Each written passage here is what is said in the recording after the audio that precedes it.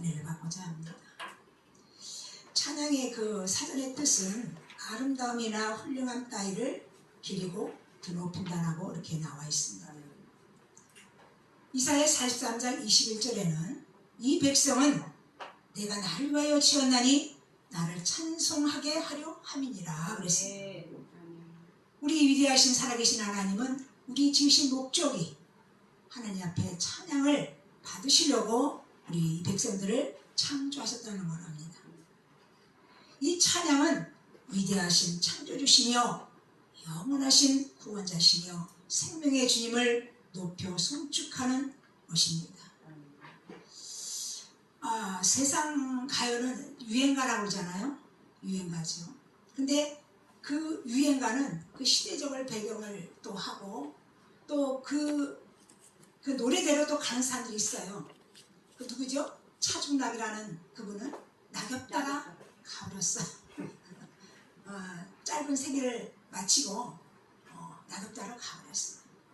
세상의 모든 노래들은 생명이 없습니다. 그러나 세상 사람들은 그 세상 노래에도 마음의 위로를 받고, 제가 그 트로트 가수 임영웅을 좋아합니다. 근데 임영웅의 노래를 듣고 치유되는 사람 뭐 많은 것들이 있습니다. 그러나 이 최고의 언어이고 감사의 표현이 무엇입니까? 찬양이라는 겁니다. 아멘. 아멘. 히브리서 13장 15절에 보면 그러므로 우리는 예수로 말미암아 항상 찬송의 제사를 하나님께 드리자. 이는 그 이름을 증언하는 입술의 열매라 이렇게 말합니다. 이 찬양이 얼마나, 찬송이 제사라고 그러죠. 제사고 우리가 위대하신 하나님을 높여 찬양하는 것이 입술의 열매라고 합니다. 시편 또 69편 30절 31절에 보면 내가 노래로 하나님의 이름을 찬송하며 감상으로 하나님을 위대하시다 하리니 이것이 소 곧 뿔과 굽이 있는 황소를 드림보다 여호와를 더욱 기쁘시게 함이 될 것이라. 찬송을 한 번 올려드리는 것이 지금 송아지 값이 얼마나 비쌉니까? 그거보다도 값으로도 따질 수 없는 귀한 찬양인 줄 믿습니다. 다윗은 이 시편 거의가 150편 중에서 거의가 가반이 우리 이 다윗이 찬양시를 쳤습니다. 이 다윗은 만능 엔터테이너예요. 뭐 찬양을 못합니까? 악기를 못 다루니까? 또 시를 못 씁니까? 또 목동이었다가 또 이스라엘의 두 번째 왕이 되었잖아요. 근데 그는 항상 하나님을 찬양하는데 시편 146편 1절 2절에 보면 할렐루야 내 영혼아 여호와를 찬양하라. 나의 생전에 여호와를 찬양하며 나의 평생에 내 하나님을 찬송하리로다 그랬어요. 그는 특별히 하나님 성전 짓기를 사모했어요.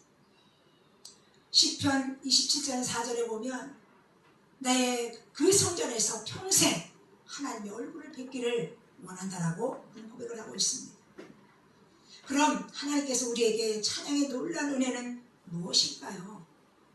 첫째는 오늘 3절 4절에 보면 그가 내 모든 죄악을 사하시며 내 모든 병을 고치시며 내 생명을 파멸해서 속량하시고 인자와 긍휼로 칸을 씌우시며 그랬습니다. 이 103편도 다윗의 시입니다.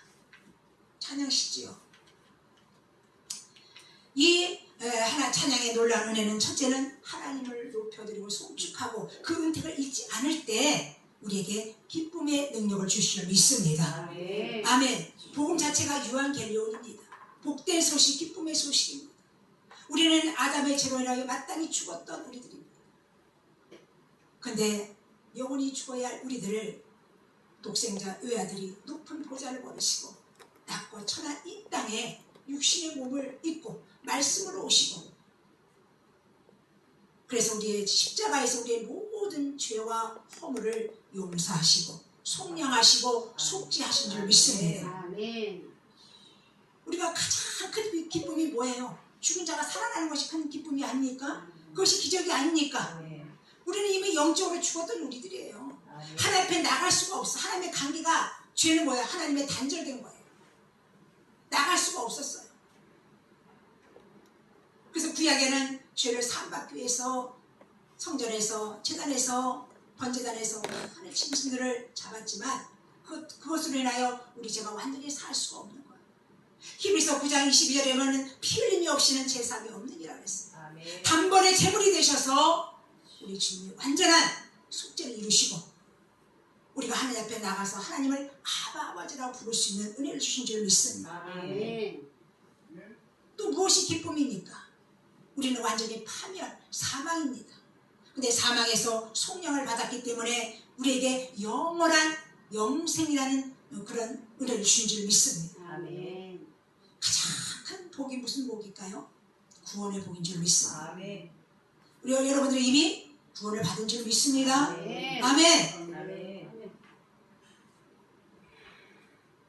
두 번째로는 찬양에 놀라운 은혜, 두 번째는 응답의 능력입니다. 오늘 5절이잖아요. 우리 한번 5절 한번 읽어볼까요? 좋은 것으로 내 소원을 만족케 하사 내 청춘을 독수리같이 새롭게 하시는 도다. 아멘. 시편 37편 4절에도 여호와를 기뻐하라. 그가 내 마음의 소원을 내게 이루어 주시리이다. 여러분들이 다 각자 소원이 있을 것입니다. 그렇죠? 육신이 연약하고 질병 있는 사람들은 뭐가 소원이에요? 건강한 게 소원이잖아요. 우리나라의 소원은 뭡니까? 남북의 통일입니다. 각자 소원들이 있어요. 근데 우리의 기도의 소원이 찬양을 통하여 응답하시는 줄 믿습니다. 아멘. 이사야 44장 31절에 오직 여호와를 앙망하는 자는 새 힘을 얻으리니 독수리가 날개 치며 올라가서 갓들 것이요 다른 박질하여도 곰빛이 아니하겠고 걸어가도 피곤하지 아니하리로다. 야고보서 5장 13절에 너희 중에 고난당하는 자가 있느냐? 그는 기도할 것이요 즐거워하는 자가 있느냐? 그는 찬송할지니라. 아멘. 아멘. 제가 이 반죽 달인이잖아요. 제가 1997년도 IMF 나던 해에 이 부천 신곡 부천대 전문대학교에서 금빛교회를 설립을 했어요. 그리고 내가 강도사 때 교회를 설립을 해서 98년도 3월 2일날 목사 안수를 받았어요. 그때 이 반주기가 막 보급돼서 나올 때예요. 지금 모델이 한 10번 이상 바뀌었죠. 지금 모니터가 있고 얼마나 이 반주기 안에 각 기계 그 악기들이 다 들어있어요. 이 반주기 하나 가지고도 얼마든지 시너지 역할을 할 수가 있는. 뭐 처음에 개척하니까 뭐 성도가 있어요? 이거 틀어놓고 찬양하는 거예요. 바로 우리 집이 바로 교회 뒤에가 도로고 바로 교회 뒤에가 우리 사택이었어요. 제가 개척을 해가지고 목요 찬양 집회를 한 거예요. IMF 나니까 사람들이 막 몰려오는 거예요. 전단지를 막 뿌렸어요. 그리고 그날이나 응답을 주시는 거예요. 오늘 뭐해서 먹이라 뭐해서 먹이라. 그 상사 집에서는 식혜를 음료를 만들어 갖고 와요. 막 먹이고 막 뜨겁게 찬양하고. 그때는 그냥 초보니까 무조건 뭐 내가 말씀을 잘 전하겠어요. 못 하겠어요. 그냥 찬양하고 막 열정을 가지고 했는데 한 2년 만에 성도가 20명이 되더라고요. 그때 나온 헌금이 제가 기억을 하는데 1년 재정을 뽑으니까 1200만 원이 나왔더라고요. 주일날보다 목요 찬양 집회 때 나온 헌금이 더 많았다. 그래서 제가 그때부터 내가 찬양을 공테이프에다 녹음을 해서 듣고 내 설교도 테이프에다 녹음을 해서 들었어요. 이 녹음하는 것 자체도 힘들어요. 또 테이프가 30분짜리가 있고 40분짜리가 있고 뭐 60분짜리 있잖아요. 그 녹음하는 것도 힘들어요. 기도 많이 하고 해야지. 응? 뭐 녹음하다 기침 나올 수도 있고 삑사리 날 수도 있고 그런 거예요. 근데 그 녹음을 해 누가 들어보더니 목사님 그 테이프 좀 달라고 그래가지고 그래서 이 찬양은 이 교회는 뭐가 뜨거워야 돼요? 찬양이 뜨거워야 돼요. 아멘. 기도가 뜨거워야 돼요. 찬양이 살아있고 기도가 살아있는 교회는 놀라운 역사가 일어날 줄 믿습니다. 큰 이 찬양이라는 것이 사단의 영역이기 때문에 이사야 12장 11절에 보면 너 아들 아침 계명성이여 너는 어찌 그리 떨어졌는고. 이 루시엘 천사장이 하나님 보좌 앞에서 찬양했던 천사장이었어요. 하나님 앞에서 찬양을 하니까 교만해지는 거예요. 교만해져가지고 자기 보좌를 높이고 감히 하나님 앞에 비비리라. 자기 보좌를 하나님 보좌보다 더 높이고 하나님 앞에 대적을 하는 거예요. 그래서 루시퍼가 되는 거예요. 루시퍼. 그래서 교만해서 지상으로 쫓겨난 거예요. 지금 하늘엔 성과대가 무너졌어요. 그래서 이 사단이 뭘 제일 싫어하겠어요? 내가 제일 멋있는 브랜드 옷을 딱 사입었어. 근데 똑같은 걸 입었어요. 그럼 좋겠어요? 안 좋아요? 안 좋겠죠? 사단도 마찬가지예요. 특별히 찬양 사역하는 자들은 기도를 많이 해야 됩니다. 이 무슨 뭐 행사라든지 뭘 하면 뭐가 제일 역사를 하냐면 이 악기가 먼저 역사를 하는 거예요. 내가 한 10년 전에 저기 시흥에 어떤 색소폰 하는 목사님 그 칠 때 무슨 대표장 취임식에 유명한 뭐 독일분 뭐 유명한 복음가수들이 왔어요. 다 MR들을 가지고 왔잖아요. MR들을 틀어가지고 끝까지 나간 것이 하나도 없는 거야. MR 틀다고 다 삑사리가 나고 막 이상하게 안 나오고 그렇게 역사를 하는 거야. 저도 그 찬양 아카데미를 했어요. 상동에서도 찬양 아카데미도 하고 서울에서도 구밀고에 찬양 아카데미 그거 광고를 내면 전화가 바리바리 많이 와요. 근데 교회까지 오기가 힘든 거예요. 가려고 그러면은 뭐 생년 안 찾아오는 사람이 오게 되고 갑자기 무슨 일이 생겨서 못 오게 가고 또 앞에까지 와서 헤매다 가게 만들고 이 사단. 그래서 이 찬양은 이 사단을 물리치는 역사가 있는 줄 믿습니다. 아멘. 그리고 왜 이 응답의 능력이냐? 병든 자에게는 치유의 역사가 강하게 나타납니다. 아멘. 그 이스라엘 초대 왕이었던 사울이 악령이 들었잖아요. 그래서 다윗을 죽이려고 쫓아다니는데 다윗이 숨을 치고 찬양할 때 악령이 떠나갔잖아요. 아멘. 그래서 많은 치유가 있잖아요. 웃음 치유, 뭐 세상에는 뭐 가요 여러 가지 치유가 있지만 찬양 치유는 찬양할 때 우리의 속에 악한 것들이 다 떠나가고 아멘. 묶인 것이 다 풀어지고 아멘. 사도행전 16장에 보면 바울이 복음 전하다가 감옥에 가졌잖아요. 빌립보 감옥에. 한밤중에 찬미, 감사가 동반된 찬양을 할 때에 재수기 때문에 두 발에 두 손에 착고를 묶어놨지. 주인들이니까. 근데 찬양할 때 밤에 이 착고가 풀어지고 할렐루야.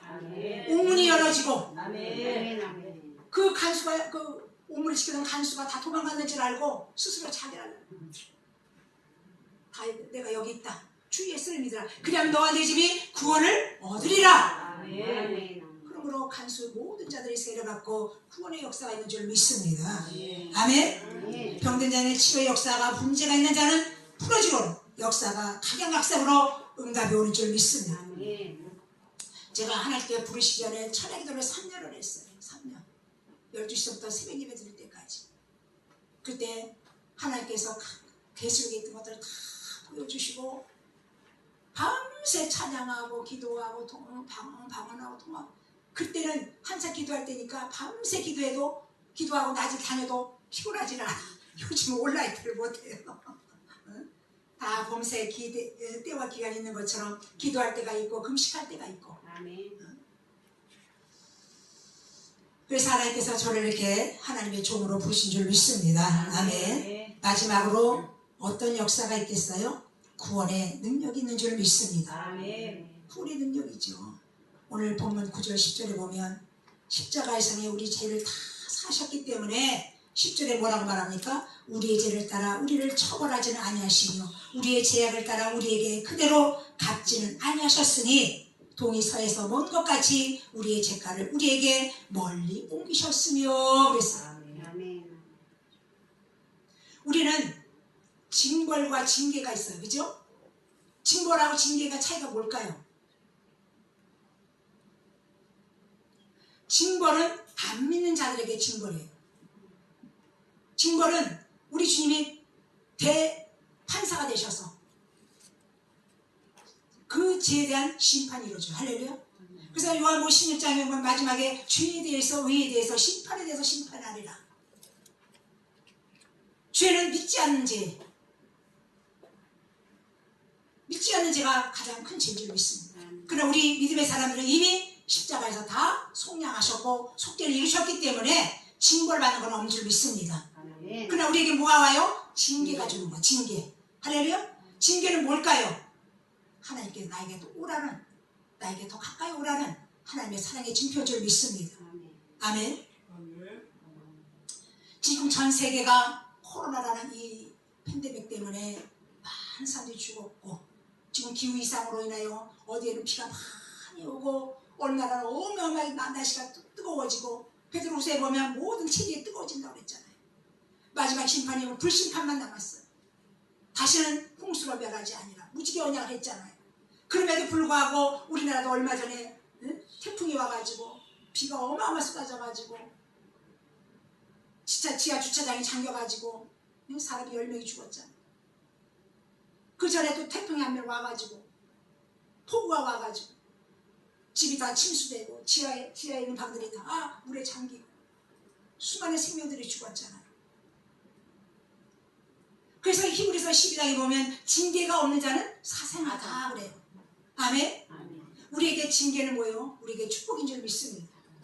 아멘. 그 때문에 우리가 죄 때문에 지옥 가지는 않습니다. 이미 십자가에서 다 우리 주님께서 다 속량하셨고 속죄를 이루셨기 때문에 제가 오늘은 사실 이 찬양제가 아니면 누가복음 23장 우리 주님의 마지막 누가복음 23장에 그 십자가의 상에서 그 양쪽의 두 강도를 용서했잖아요.